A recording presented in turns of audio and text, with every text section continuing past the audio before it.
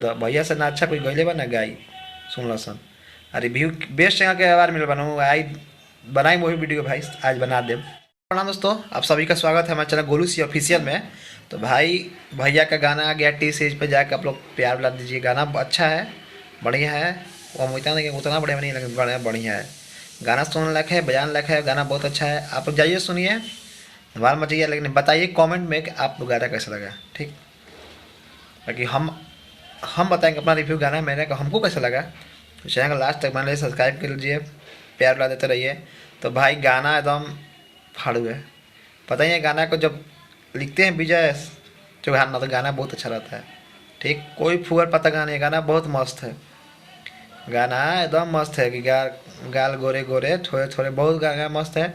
आप लोग सुनिए, हम तो वेट करते गाना सुनने के लिए। हम 7 बजे रिव्यू छोड़ देती है, लेकिन क्या करी थोड़ा हॉस्पिटल में नंबर लगावे करे, ठीक बा। गाना अपन 6 बार सुन लेनी है।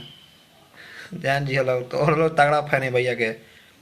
अच्छा तो बड़ा सा 2 4 राजा से मुकुटवा बकर लाई हो कि बेटा सुधार जिस दो गला वो गाना के गाय शिवान शिल्पी आज बहुत अच्छा के बड़ी लिरिक्स बढ़िया बा, म्यूजिक भी बढ़िया बा, भैया के बड़ा वीडियो क्वालिटी बहुत बढ़िया बा यार।